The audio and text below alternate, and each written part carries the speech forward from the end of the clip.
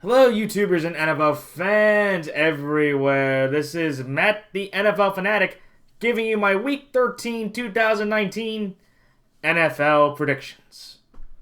Well, for the Fanatic this week, it definitely was not as successful in terms of both sets of my picks. Definitely more so in the straight up perspective. Against the spread, I ended up right around where I've been the last few weeks. Just kind of hovering around 500.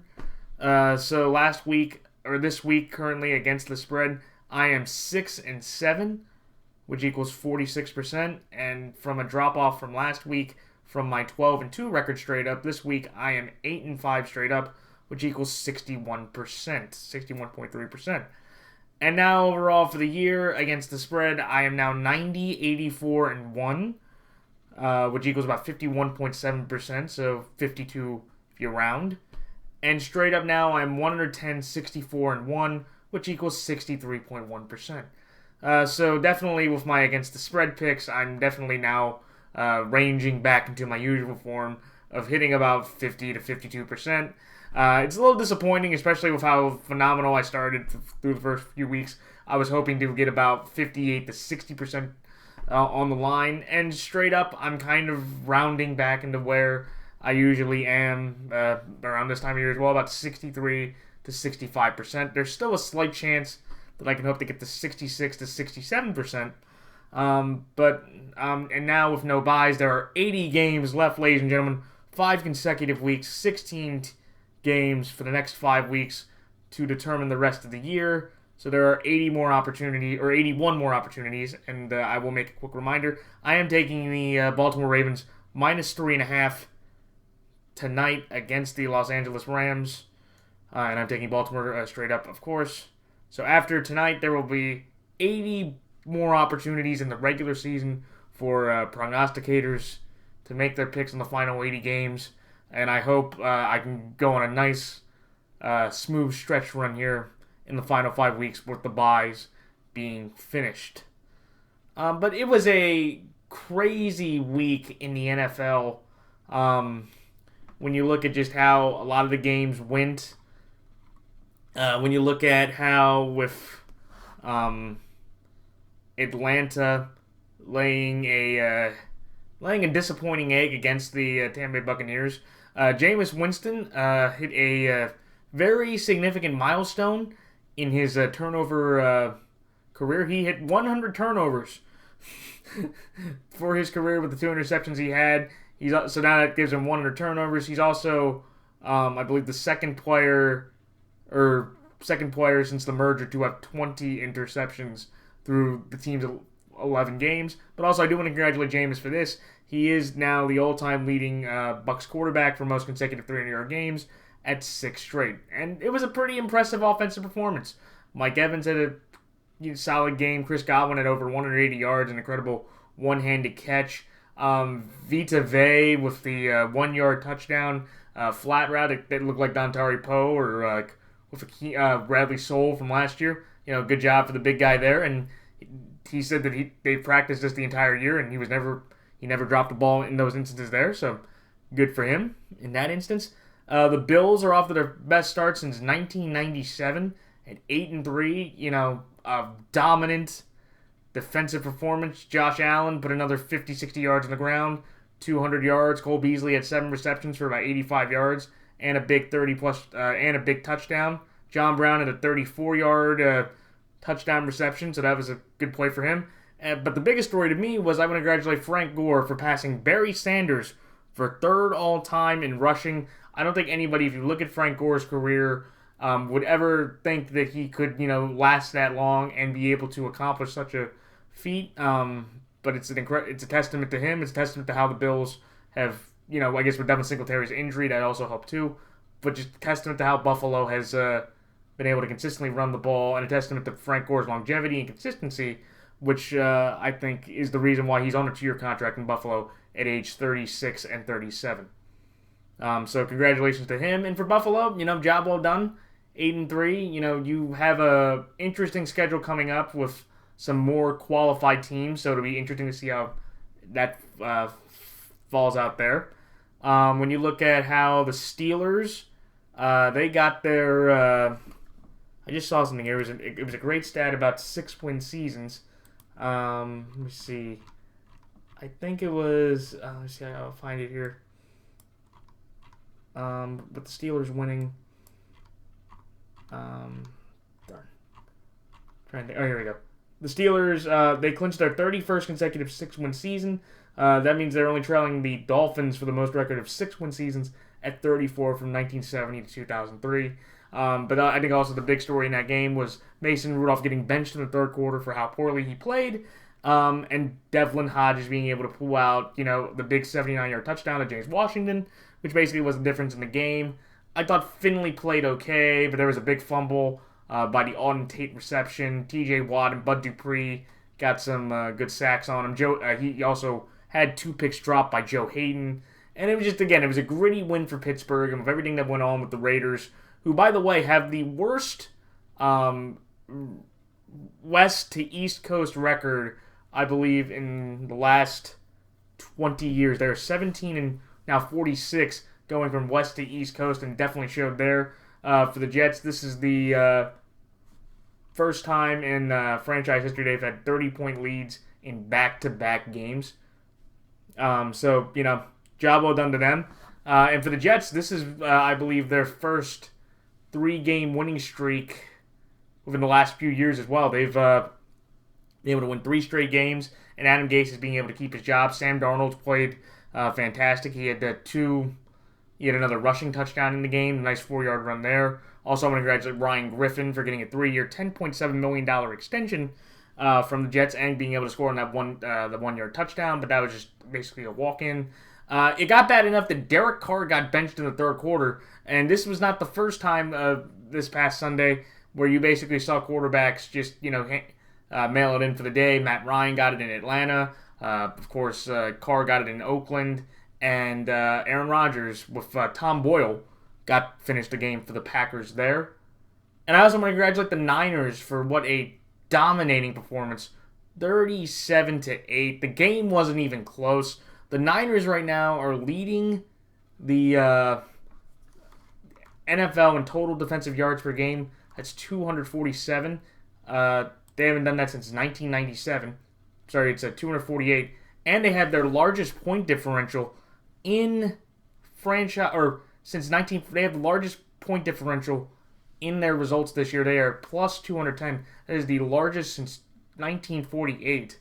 I thought that, if you also look at the Packers, they've had a very tough time in California.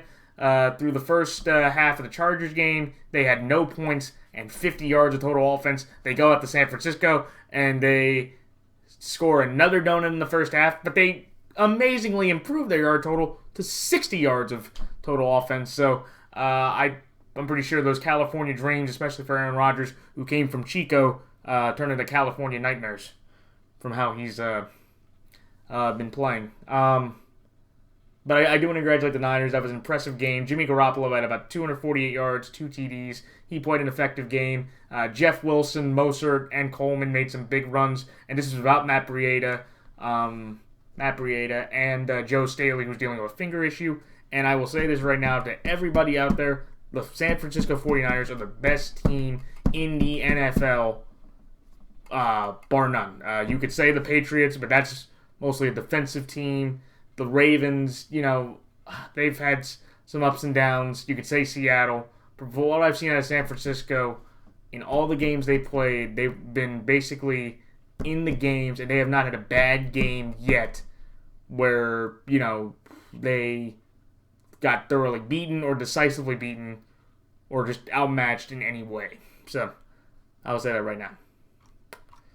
All right, so time for my picks for this week.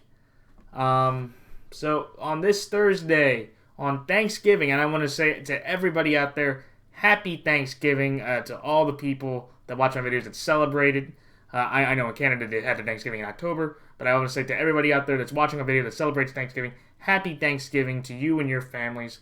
I hope you have a very nice Thanksgiving with what I always say are the 3 F's of Thanksgiving. You have your family, you have your food, and you'll have football. And that's kind of what the core of Thanksgiving to me is all about. So happy Thanksgiving to all the people that celebrated, that watch my videos this coming Thursday. All right, so time for my picks and thoughts on each game. So on Thanksgiving, when the 5-6 Chicago Bears go to the 3-7-1 Detroit Lions, the Chicago Bears are 1-point favorites in this game. I like Chicago here, -1, and Chicago straight up. Then the next game, when the 8-3 Buffalo Bills go to the 6-5 Dallas Cowboys, the Dallas Cowboys are 7-point favorites in this game. I like Dallas here to win straight up, but I will take Buffalo +7. Then the next game, the nightcapper on Thanksgiving night, when the 9-2 New Orleans Saints go to the 3-8 Atlanta Falcons. The New Orleans Saints are 7-point favorites in this game. I like New Orleans here -7, and New Orleans straight up. And then on Sunday, when the 4-7 New York Jets go to the 0-11 Cincinnati Bengals, the New York Jets are 3.5-point favorites in this game right now. I like the New York Jets here -3.5, and the New York Jets straight up. Then the next game, when the 6-5 Tennessee Titans go to the 6-5 Indianapolis Colts, the Indianapolis Colts are 3-point favorites in this game. I like Tennessee here in an upset, so I will take Tennessee here +3, and Tennessee straight up. Then the next game, when the 5-6 Philadelphia Eagles go to the 2-9 Miami Dolphins, the Philadelphia Eagles are 8.5-point favorites in this game. I like Philadelphia here to win straight up, but I will take Miami +8.5. Then the next game, when the 8-3 Green Bay Packers go to the 2-9 New York Giants, the Green Bay Packers are 6.5-point favorites in this game. I like Green Bay here -6.5, and Green Bay straight up. Then the next game, when the 2-9 Washington Redskins go to the 5-6 Carolina Panthers, the Carolina Panthers are 10-point favorites in this game. I like Carolina here -10, and Carolina straight up. Then the next game, when the 3-8 Tampa Bay Buccaneers go to the 4-7 Jacksonville Jaguars, the Jacksonville Jaguars are 1.5-point favorites in this game. I like Tampa Bay here to pull off the upset, so I'll take Tampa Bay here +1.5, and Tampa Bay straight up. Then the next game, in the grudge match from just under 2 weeks ago, when the 5-6 Cleveland Browns go to the 6-5 Pittsburgh Steelers, the Cleveland Browns are 1-point favorites in this game. I like Cleveland here -1, and Cleveland straight up. Then the next game, in the game of the week, in one of the games of the year, when the 10-1 San Francisco 49ers go to the 9-2 Baltimore Ravens, the Baltimore Ravens are 4.5-point favorites in this game. I like Baltimore to win straight up, but I will hedge my bet here. I'm sorry, this game is too close for me. I will take San Francisco here +4.5 on the line. Then the next game, when the 6-5 or 7-4 Los Angeles Rams go to the 3-7-1 Arizona Cardinals, the LA Rams are 4-point favorites in this game. I like the LA Rams here -4, and the LA Rams straight up. Then the next game, when the 4-7 Los Angeles Chargers go to the 3-8 Denver Broncos, the Los Angeles Chargers are 1-point favorites in this game. I like the LA Chargers here -1, and the LA Chargers straight up. Then the next game, when the 6-5 Oakland Raiders go to the 7-4 Kansas City Chiefs, the Kansas City Chiefs are 10-point favorites in this game. I like Kansas City here to win straight up, but I will take Oakland +10. Then on the Sunday night game, when the 10-1 New England Patriots go to the 7-4 Houston Texans, the New England Patriots are 3.5-point favorites in this game. I like New England here -3.5, and New England straight up. And then finally, in the Monday night game, when the 8-3 Minnesota Vikings go to the 9-2 Seattle Seahawks, the Seattle Seahawks are 3-point favorites in this game. I like Seattle here -3, and Seattle straight up. Alright, so time for my thoughts on each game. The Chicago Bears over the Detroit Lions. This is one where you look at the Bears and they did enough to beat the Giants. The Giants' offense really couldn't do anything against the Bears, which doesn't surprise me. The Bears have a much better defense going up against the Giants' offense that, doesn't have much. Saquon really didn't make that much of an impact. Jones had an up and down game, but he had the strip sack fumble. He's fumbled pretty much in every single game.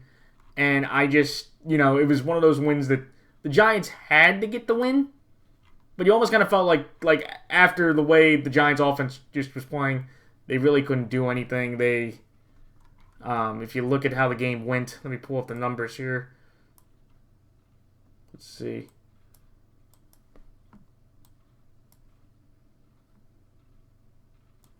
It was 19-14. The Giants only could put up 281 total yards of offense. They only ran the ball for 23 yards, and they had 2 turnovers, which is a brutal game against the defense. And Trubisky, he was up and down. Allen Robinson and Miller were probably the best receiving options they had the entire game. Ben Brandhocker, and they put Trey Burton on the IR, so they really don't have a tight end presence. Gabriel really couldn't move that much, get a lot of big plays. And Trubisky threw a horrible pick to Peppers, which I thought was significant. But, overall with the Bears, it was just an okay game.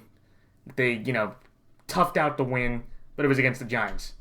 But the reason why I'm taking the Bears is the immortal Jeff Driscoll threw 3 picks against the Redskins secondary, 2 to Quentin Dunbar, and then the other one, I believe it was two were to Dunbar, and the other one was to Monroe. I believe it was the Fabian Monroe that got the 3rd interception. I do want to give Bo Scarborough a shout out. 98 yards on 15 carries. I thought that was a nice little effort from him. But Jeff Driscoll just blowing that game. Matt Prater missing 1 field goal, which could have been the difference in the game. It was from, I believe, 40, or it was 39 yards, which is surprising from him. But I just look at this Lions offense and go, 6 of their 7 losses this year, but by 7 of your points. Last year, they played Chase Daniel in the Bears offense, and even with Matt Stafford there, and they couldn't beat them then. So I'm looking at the Bears now and going, I don't think Stafford's going to play. It's a Sunday to Thursday turnaround. They said it was going to be a possible up to 6-week injury. And I just think, again, Trubisky, he just played this team less than 2 weeks ago. He put up, he put up 2 or 3 touchdowns. He made some nice runs. And the Bears, I just think, again, they'll just grind out this performance because I feel like, again, Driscoll really hasn't played that great. The Dallas game is kind of the weird thing to me because I took the Lions on Sunday because I was impressed with what Driscoll did. And I thought against the Redskins that he could, kind of build off of that against the, I thought a much more weaker defense or a much more less talented team. And I looked at Driscoll just throwing those interceptions, not being able to make a lot of big plays, and just said, okay, I think Trubisky, just like they did with the Giants, just like what the Bears have done most of this year, they can grind out a performance against the backup quarterback that doesn't have that much experience. He only has 1 win in his career against Oakland last year. And I just think, again, it'll be a grind out game.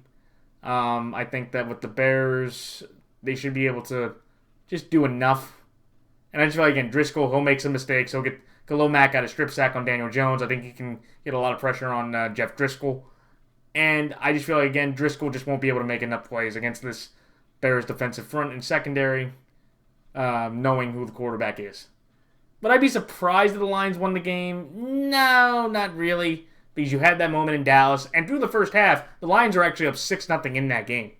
But I'm going to take the Bears here. They proved that, with Trubisky or Daniel, if they need to pull or whatever, because Trubisky was dealing with a hip pointer last week.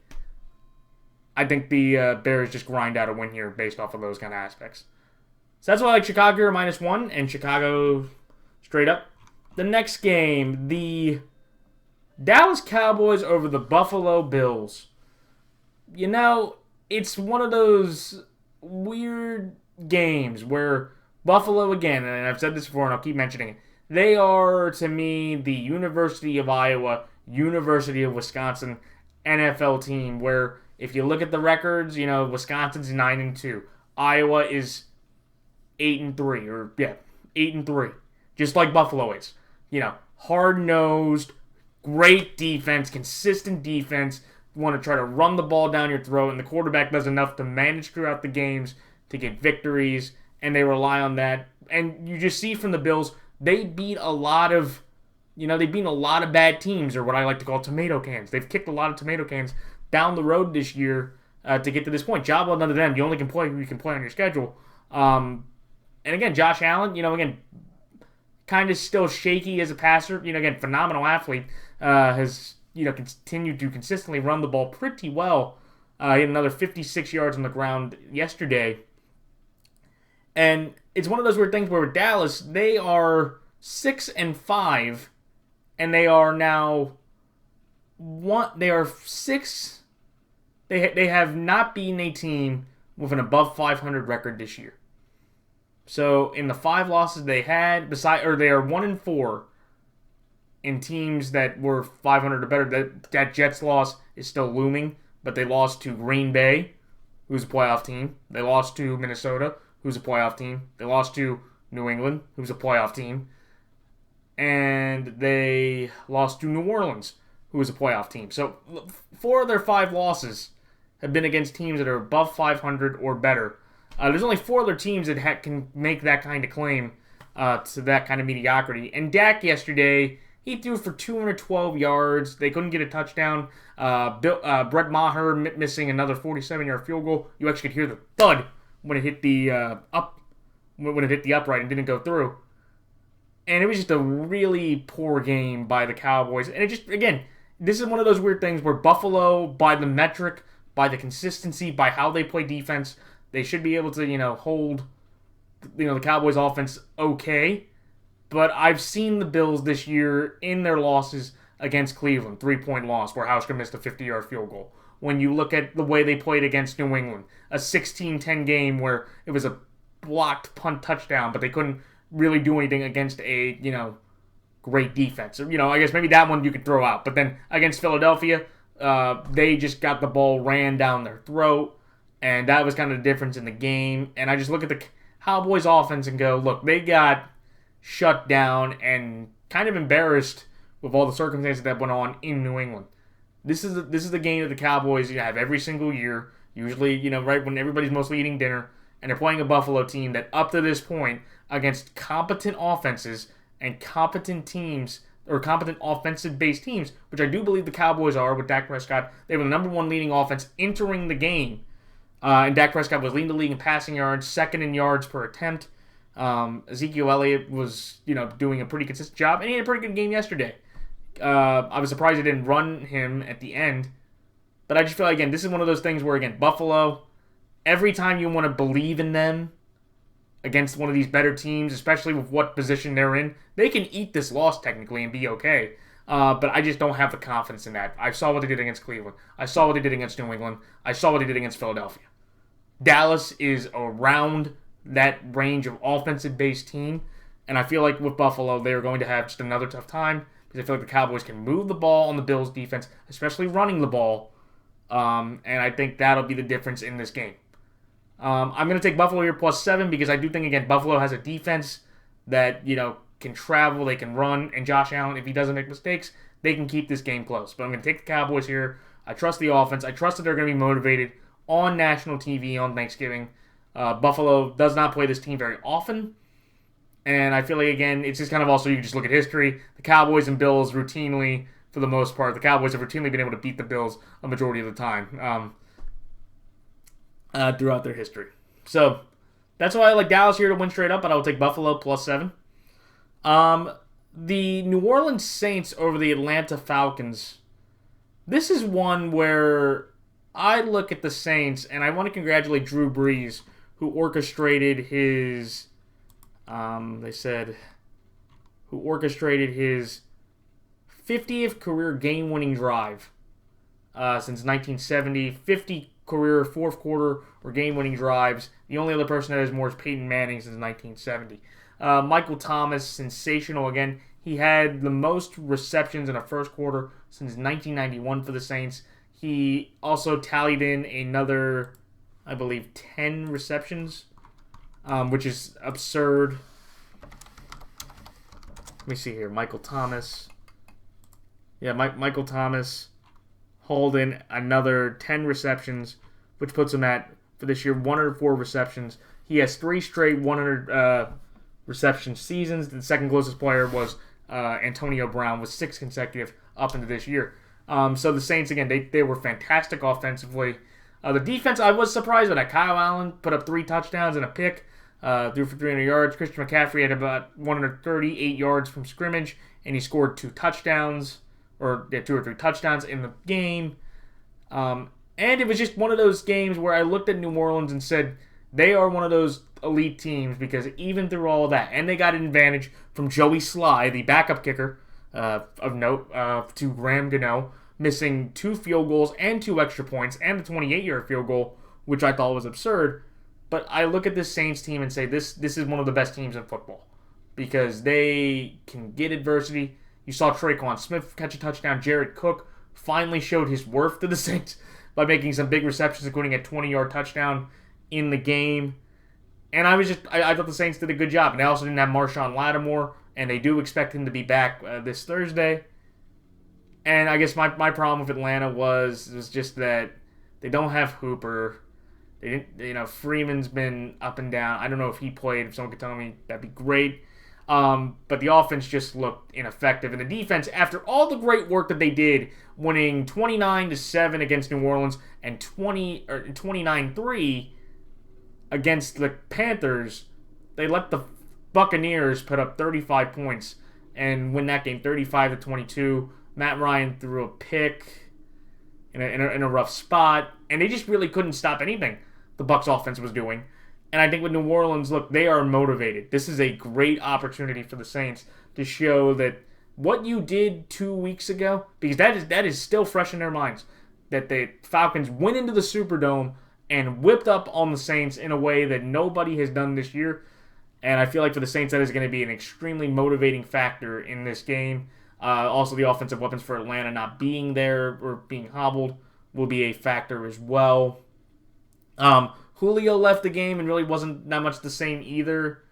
And I just look at Atlanta and go, look, can they put up points against the Saints defense? Sure. If Julio and them are healthy, if they can get, contributions from their backup tight end.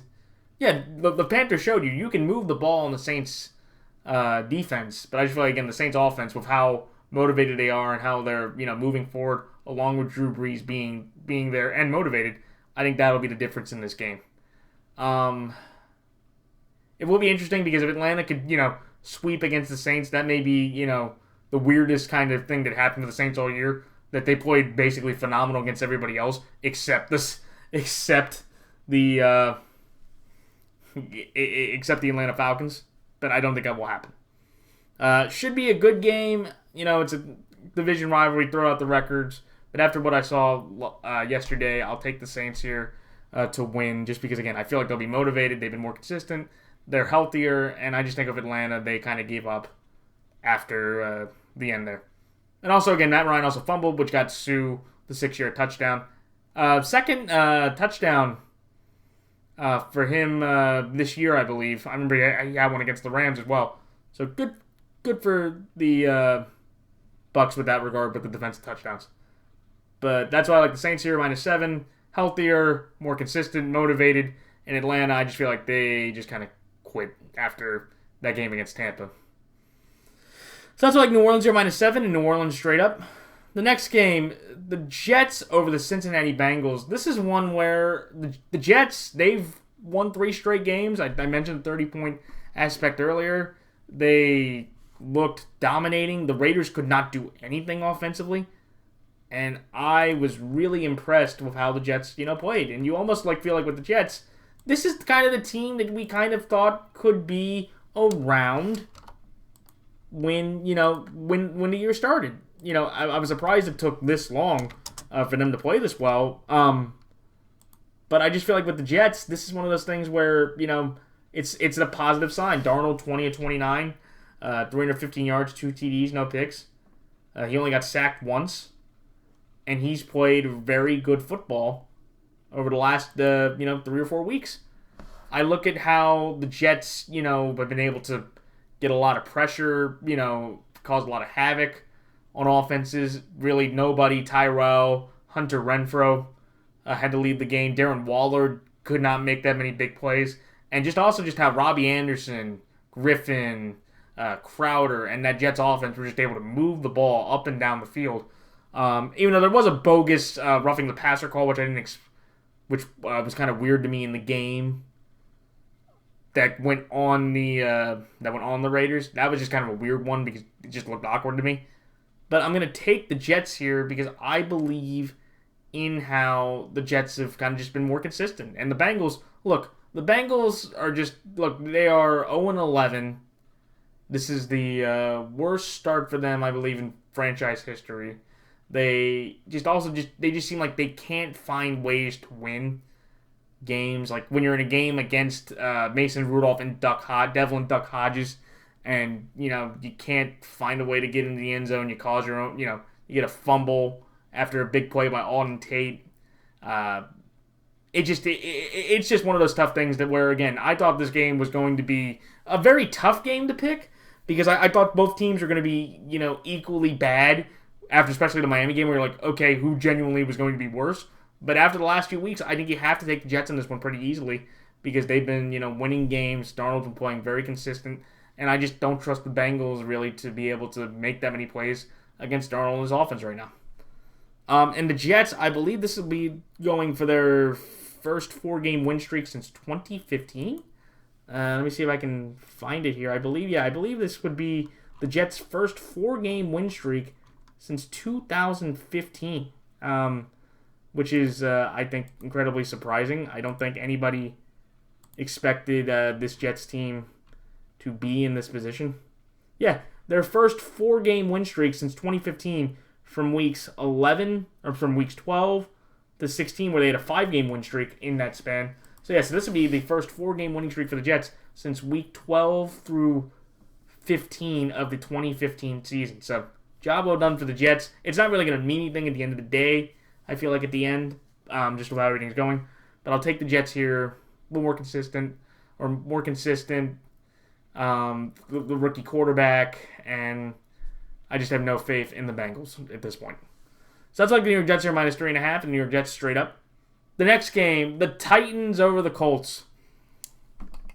This one to me is very tough because I do want to congratulate Derrick Henry having over 150 yards, including a 74-yard touchdown run. Back-to-back years now, he's given the Jaguars 70-plus yard rushing touchdowns in kind of the very similar fashions. They dominated the Jags 42-20. It was a blowout basically from the beginning. They scored 28 points in the third quarter alone. That is the most points they have scored since they have come over from Tennessee. They also gained the most yards. And also Derrick Henry became the first player since LT back in 2006 to score 2 touchdowns within 20 seconds because the Jags muffed the punt or muffed the kickoff, which got the Titans the ball right back at about the 7-yard line, and Henry runs it in from 7 yards. And Ryan Tannehill, he was the first quarterback since Steve McNair to have 2 rushing and 2 throwing touchdowns. He's been able to, I believe, win every single game. He's 4-1 as the starter for the Titans. The only loss he had was against Carolina. He's done a good job, and he's lifted this Titans team back to a spot where they're usually in, where nobody really talks about them. But you look at the Titans football team and you go, that's not a bad football team. And they didn't have Delaney Walker yesterday. A.J. Brown had a big 60-plus yard touchdown reception, which I thought was significant. Dion Lewis made a big run, which was very surprising to me as well. And yeah, I genuinely was impressed with how the Titans played against the Jaguars team that people thought could have made a better run, but no. And this is why I'm going to take the Titans, because I feel like, again, they've been more consistent with Tannehill. I think Tannehill provides them a better offensive, quarterback. He's more accurate. He makes more plays. He can make more throws. He's shown you that he can run pretty decently. And I just look at the Colts and I'll say this. I feel like with Marlon Mack having his hand injury, when you look at Marlon Mack, Eric Ebron is now going to go onto the IR, and he'll have to have surgery on both his ankles. When you look at how T.Y. Hilton, had a really rough game. And I just saw Jacoby, true, Jonathan Williams had 107 yards and a touchdown, but Jacoby Brissett only threw for 129 yards, and I really was not impressed with how he was able to move the ball.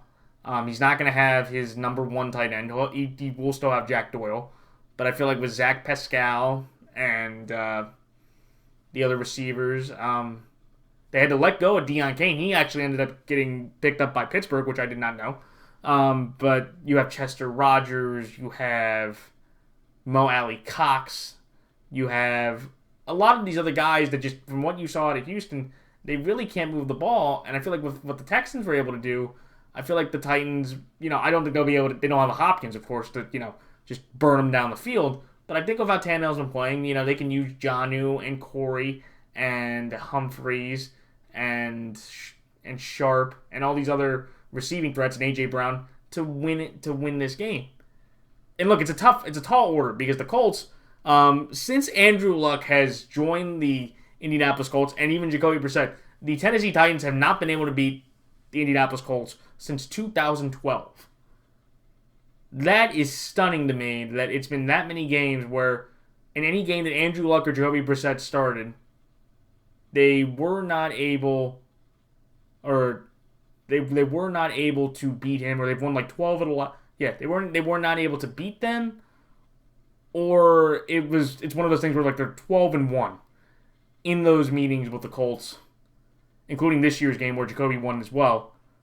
And I just feel like, again, at some point this streak has to end for the Titans, or they have to get a win over the Colts in a big spot here. And I think they get it this week with how Tannehill's been playing. The defense has been playing pretty consistently. I think they get pressure on Brissett. And I feel like the Titans pull this game out in that way. Sounds like the Titans here in an upset. That's why I'll take Tennessee here +3. And the Tennessee Titans straight up. Then the next game, the Philadelphia Eagles over the Miami Dolphins. This is one where I don't have any faith in Miami. And it's one of those things when you watch what the Browns did. Nick Chubb now has over 1,000 yards. He played a nice, effective game. Kareem Hunt got a rushing touchdown. He had 4 carries, 27 yards. Baker threw for 3 TDs and only 1 pick. Jarvis Landry had 2 big touchdown receptions. Odell Beckham had a big... And I just looked at the Dolphins and said, look, I thought the Dolphins, after what they had done the last few weeks, were kind of in the ballpark of trying to do well. But obviously, after what the Browns did, they're kind of like, okay, they're still the Dolphins. It's going to keep Flores' job, but I feel like that was just a very frustrating performance.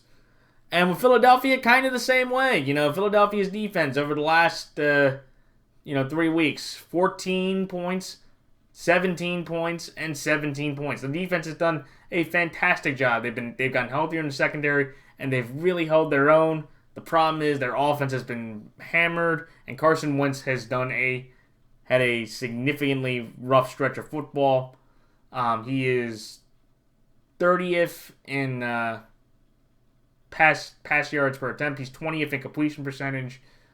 He's just having a really bad year. He had career-high 4 turnovers yesterday. And all those turnovers were just bad. He couldn't hold on to the ball. The 2 picks were bad. The one to Flowers and the other one to Blair, where he basically just kind of just tried to shove it in into a window that wasn't there. But the reason why I'm taking Philadelphia here is just Philadelphia is as injured and banged up as they are. They're playing a Dolphin team right now. Just they can show you some fight. And I think the Dolphins, again, they'll kind of surprise you, especially with the offensive weapons that the Eagles do not have right now. But I just think, again, Carson Wentz will be able to make some more plays than Ryan Fitzpatrick. And I think the Eagles pull out this victory in a game where they know they're still only 1 game behind in the NFC East race. And with the Cowboys having to play Buffalo and the Rams still and the Bears, that, they still have a chance to win this division, and I think the Eagles take advantage of an easy opportunity by beating the Dolphins in this game. But I'm taking the Dolphins here +8.5 because of how ineffective the Eagles have looked the last few weeks. Sounds like Philadelphia here to win straight up, but I'll take Miami +8.5. The next game, the Packers over the Giants. This is one where, honestly, look, the Packers... They had a really tough outing against San Francisco. They had a really tough outing against the Chargers. The week after, they played pretty well. They played pretty well to kind of bounce back from their bad performance. They beat Carolina, of course. They beat Carolina, and I think they can beat the Giants here, who just, when you look at the Giants, their defense gives up a lot of, rough plays, Also, I feel like with the Packers' defensive line, they'll get the Daniel Jones.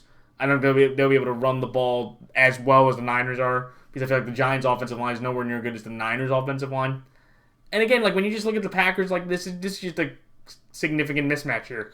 You would take Devontae Adams over Tate. You would take you might not take Saquon, but I feel like with Saquon behind that line, you would take Aaron Jones and Williams. They have a much easier matchup there. They have the better kicker. Rose just missed a big field goal that could have iced the game, or that could have got the game closer for the Giants in a way, but he missed. And it's just a really significant mismatch to me. Do I think, I don't think the Giants have a chance in this game. The last time Rodgers went to New York, went to MetLife Stadium last year, he played the Jets, and he got his only road win of the year. He had a 4-touchdown, no interception game. It was his best road game of the entire year, one of his best road games of his career. And I just feel like, again, this game for Green Bay, it's just a significant mismatch across the board. Even with the injuries they have, Darnell Savage had to leave the game. Jimmy Graham should be able to make some okay plays, even though it's surprising how ineffective he's been with the Packers this year, or ever since he's been traded from New Orleans, how his value and his skill have diminished significantly. Even though I will have to say this, I don't think it would have changed the result of the game, but I really do wonder if Terry McAuliffe said this on the Sunday Night Football broadcast. Jimmy Graham had that one reception that down at the 20. He had the ball. He made a third move, but they called it incomplete, and I kind of agree with him. I really do wonder how that could have changed the momentum of the game. I don't think it would have changed the result, because Aaron Rodgers also had a career-low 3.2 yards per pass attempt, and he only ended up with 104 yards to end the game. But I feel like with Green Bay here, this is one of those things where, again, this is a bounce-back game. This is a much more significantly easier opponent, and I just think the Giants have a chance. So that's why Green Bay here -6.5, and Green Bay straight up. The next game, the Carolina Panthers over the Washington Redskins. I'm going to take Carolina here. I want to congratulate Dwayne Haskins' first career win for him. It is also the first Redskins home win since Week 7 of last year. They won 19-16. Dustin Hopkins making a very manageable, I believe it was 29 or 30-yard field goal. And it's just one of those things where I looked at the Redskins, and it was just like one of those things where I felt like the Lions gave that game more in the way Washington wanted. They had to have Steven Sims, who also had a 65-yard touchdown against the Patriots in that building earlier this year, get a 91-yard kickoff return, which was basically their only touchdown of the game. And again, Driscoll throwing 2 picks to Dunbar, and the third one to Monroe. And it was just a really rough game for the Lions that way. And I feel like with the Panthers, they've shown you this year that, they are a 5-6 football team, but they're kind of becoming like the Chargers, or becoming one of these, like those kind of teams where they can compete in every single game. But you also know that they just won't be able to pull one out. And again, McCaffrey, 60-plus yards on the ground, 60-plus yards receiving. He had 2 touchdowns. Kyle Allen coming off one of the best games of his season. And Joey Sly being the difference. I just feel like, again, Carolina, their defense is going up against the Redskins offense that just lost Vernon Davis to IR.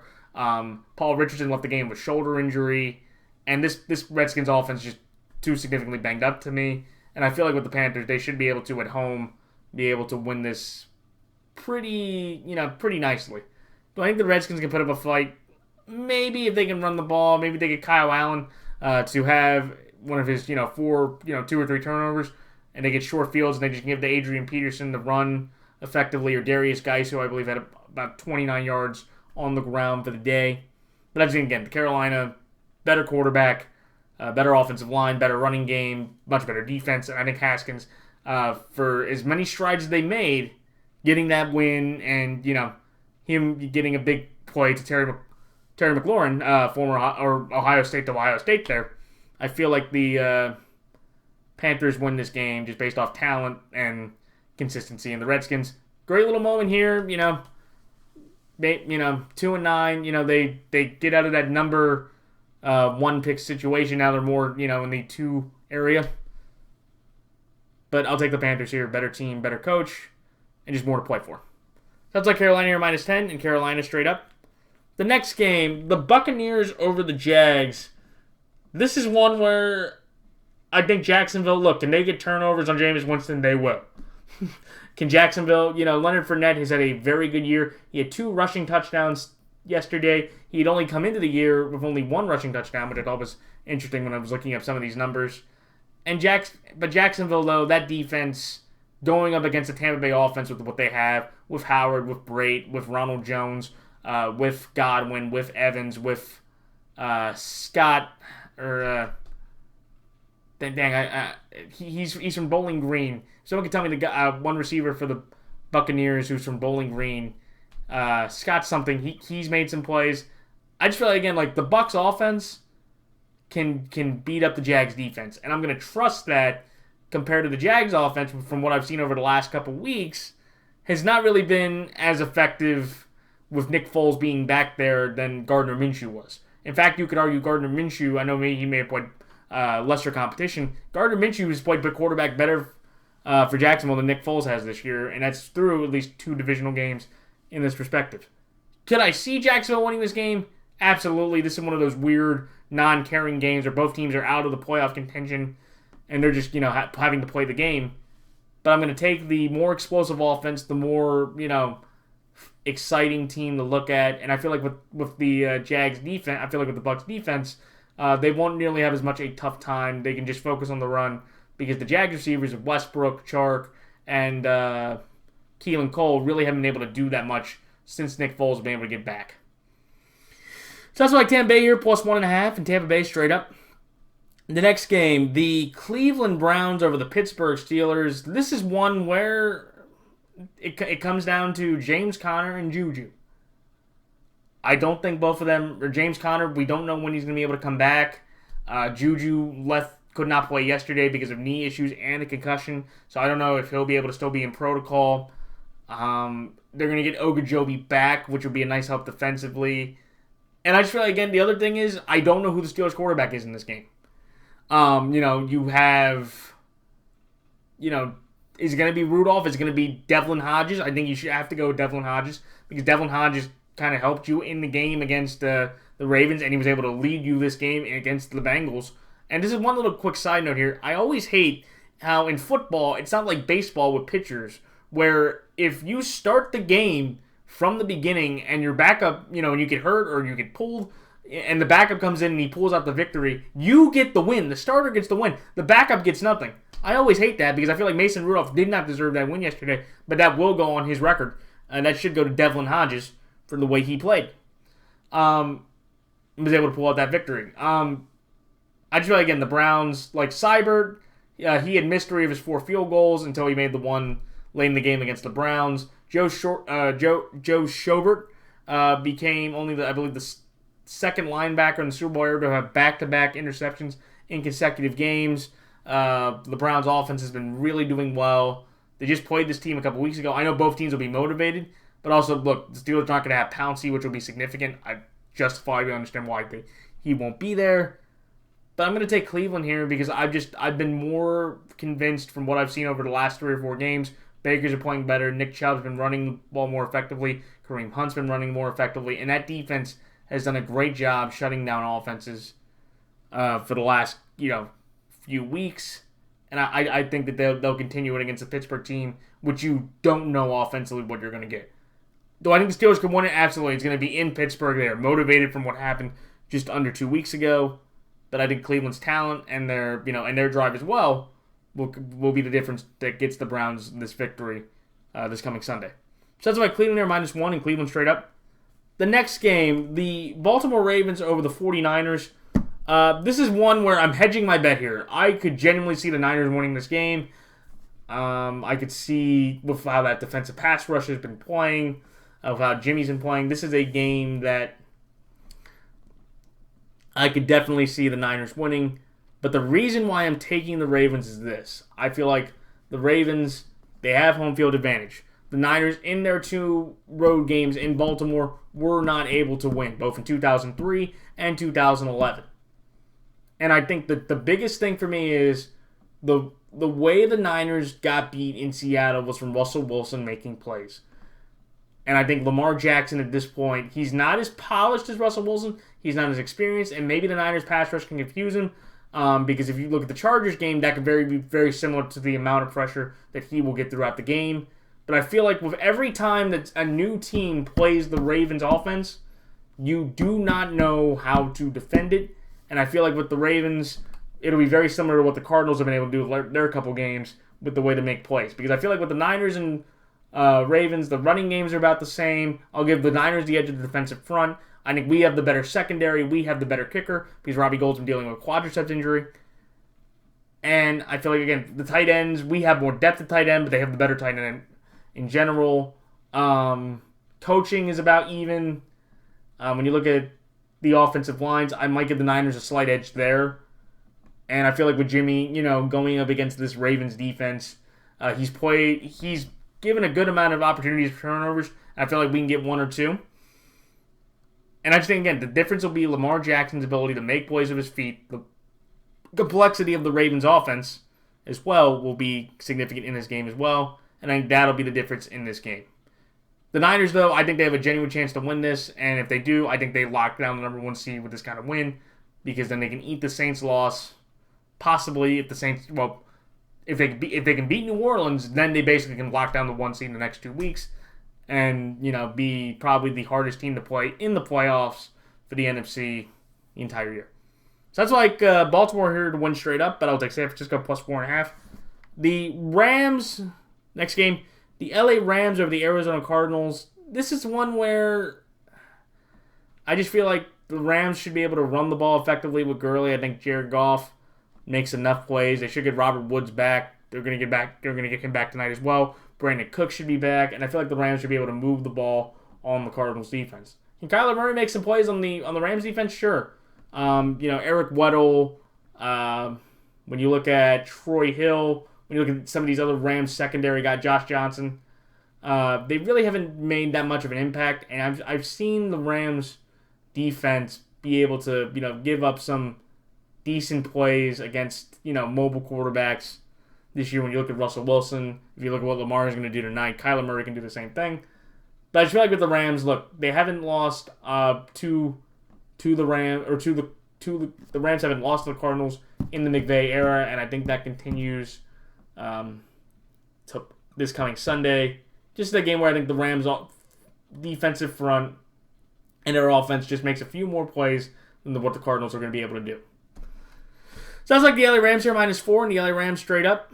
The next game, the Los Angeles Chargers over the Denver Broncos. I'm going to take the Chargers here because I saw what the Broncos did against the Bills, and it wasn't really great. At Brandon Allen, 85 yards. They only got to get a field goal. Do I think they can move the ball on the Chargers more effectively? Sure. And also for the Chargers, I just know that, they're kind of angry from what happened earlier this year where Joe Flacco and them were able to win 20-9. And also, by the way, for the Chargers, this was an amazing stat. All 7 of their losses this year are by 8 points or fewer one-score games. And Phillip Rivers, for his career now, has 61 one-score game losses, which is the most in NFL history, which I thought was astounding. But I'm going to take the Chargers here just because I feel like, again, they're rested. They're going into a place in Denver where Rivers routinely tends to play okay. And I just don't think, again, Brandon Allen, Flacco, I don't think you're going to have a Cleveland kind of repeat here, but I'll take the Chargers here. I feel like they should be able to make a few more plays to win this game. Sounds like the LA Chargers are -1. The LA Chargers straight up to win. The next game, the Chiefs over the Raiders. I can't take the Raiders after you lose by 30 points, by 30-plus points to the Jets. I'm sorry, that was embarrassing. Derek Carr got benched. And I look at the Chiefs and I'll say this. The Chiefs, that offense really was not that special. And the Chiefs offense, the one problem that you see with the Chiefs offense, they do not run the ball at all. They do not run it, which is very concerning. Damian Williams and LaShawn McCoy left the games, I believe, with injury, so they were running with Darrell Williams for the end of that game. When you look at the Chiefs, also, again, I think another key fact here that people need to realize while I'm taking the Chiefs here to win this game, Andy Reid, through 20 years of coaching for his bye record, he is 17-3 after a bye. And I believe since he's, I know he's played the Raiders once or twice after the bye. I don't think the Raiders have been able to beat him as well. The Raiders, I actually don't even think, since he's been there, have they been able to beat Andy Reid? No, they have. I didn't think of it yet. But Andy Reid has a stellar record against this division. I feel like with how, Mahomes will be rested, I think they should be able to move the ball effectively with the offense they have. And I can't trust the Raiders. And just a little refresher here, when you look at what happened back in week 2, they won that game 28-10. The Raiders were up 10-0, but then the Chiefs decided to score 28 points in a quarter, and then that was basically the end of the game. So you could say as a Raider fan, well, hey, the last time he played them through 3 quarters, we were winning 10-0, but he gave up 28 and won. And I feel like with the Raiders, look, will they be motivated to play? Absolutely, because they got embarrassed, and they wanted to show, just like Gruden said after the game, that they are not that kind of team. So I do think the Raiders will play a more effective game, and they should be able to move the ball on the Chiefs' defense, especially running the ball with Josh Jacobs and Jalen Richard and DeAndre Washington. But I feel like with the Chiefs' offense, they should be able to move the ball more effectively, and I'll take the home field advantage and the Chiefs' offensive weapons being more healthy and ready compared to, or being more talented than the Raiders' offensive weapons. Should be a good game, though. It'd be very interesting if the Raiders win, because the Chiefs now could be fighting for their playoff lives in this spot. So that's why Oakland here +10, but I'll take the Kansas City Chiefs to win straight up. Then finally, the last 2 games, the Patriots over the Texans. This is one where, look, I want to give the New England Patriots a lot of credit. They have, I believe, only allowed 2 or 3 red zone drives the entire year at home. They're now 105-1 at home when Tom Brady has a lead at the half. And in all 10 of their wins, they have held their opponents to 13 or fewer points this year. They have blocked 3 punts, and I believe they have 24 interceptions compared to, I believe, if you take out the Ravens game, I believe 5 to 6 touchdowns scored if you take out the Ravens game on their defense, which is absolutely absurd. This is one of the best defenses in NFL history. I know you could say competition, and that's fair, but I've been really impressed by the Patriots' defense. Do I think the Texans can move the ball? Sure. I feel like the Texans, look, they have the better offensive weapons. They have the more effective running backs. The offensive lines are about to push, and they have Hopkins, they have Fuller, they have Kuti, they have the tight ends are about even as well, but they have just better offensive weapons going into this game. But just like I did with Belichick, I'm going to do the same, or Belichick and Garrett, I'll take Belichick over O'Brien. The Houston Texans, throughout their time as a franchise, have only beaten the New England Patriots 1 time, and under Bill O'Brien, they have never been able to beat the Patriots in Houston or in New England. And that's the thing I'm going to take to that's kind of what I'm going to use to guide my pick in this, just with that record. With all the quarterbacks they've had, even with Deshaun there, I don't think the Texans pull this game out. I think it's another low-scoring game, and the Patriots just able to find a few more plays to make in this game. So that's like New England Patriots are -3.5, and New England Patriots straight up. And finally, the Seattle Seahawks over the Minnesota Vikings. This is one where, look, I think the Vikings have all the talent. The Vikings have the edge at receiver. The Vikings have edge at running back. The Vikings have a better offensive line. The secondaries are about even. I want to give Russell Wilson credit. First quarterback in NFL history to have his first 8 years start out with winning seasons. The only quarterback to have his first 8 years start out as winning seasons. And they also caused 5 turnovers, which was the most since 2017. And I was really impressed. But I look at this game and the Vikings and Seahawks, and the Vikings had the edge basically in most areas. And I wanted to take them, but I thought of one key stat that is going to, just kind of like I did before, and it'll be the opposite of what I did with San Francisco. Kirk Cousins has never won a Monday Night Football game. I believe if he loses this coming Monday, he will have the largest or the most games played on Monday Night Football without a win to start out, 0-8. And Russell Wilson is one of the best primetime quarterbacks in the league, and I think that'll be the difference in this game. I would be not surprised at all if Minnesota wins. I'm going to take Seattle here. Hopefully they get more rested. They'll be at home. And Kirk Cousins in big situations. I think he was able to beat Dallas. I don't think he'll be able to beat Seattle. So those are my thoughts and comments for picks for this week. Like, comment, rate, subscribe. Everybody have a great Thanksgiving. And until next week, this is Matt the NFL Fanatic signing off. Until next time, So long.